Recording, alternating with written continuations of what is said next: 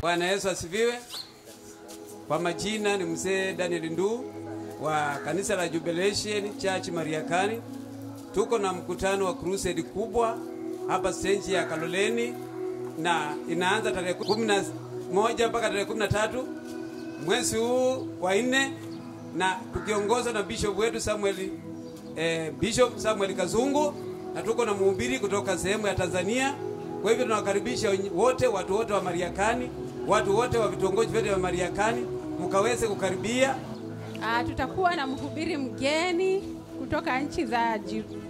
kutoka taifa jirani atakayekuwa akihudumu kwa hizo siku 3. Kwa hivyo tunawakaribisha wamama, wazee, vijana na watoto. Karibuni sana.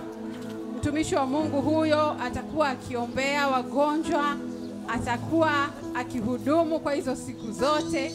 Kwa hivyo tunawakaribisha sana. Njoni na mtapokea miujiza yenu.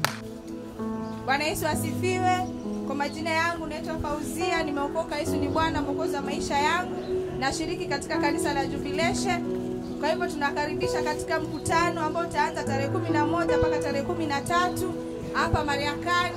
Kuna mhubiri mgeni anayetoka katika nchi ya Tanzania. Kwa hivyo tunakaribisha wote. Tunakaribisha wamama, wazee, vijana kwa watoto. Mje mpokee miujiza, uponyaji ambao wamesumbuliwa na utasa muda mrefu. Bwana anaweza kuwafungua. Kwa hivyo mje mtapokea uponyaji.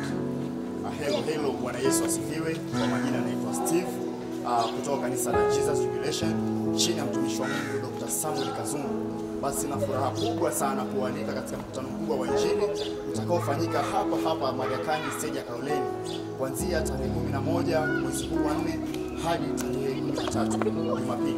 Basi ningeomba kwamba ukaribishe rafiki na yeye rafiki amkaribishe rafiki, maana sote tunawakaribisha.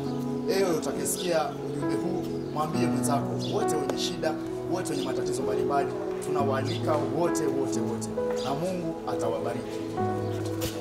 Bwana Yesu asifiwe. Majina naitwa Daniel Mtinda Kivuva. Ninawakaribisha watu wote, wazee, kina mama, watoto, vijana katika mkutano wa Injili utakaofanyika hapa stage ya Kaloleni.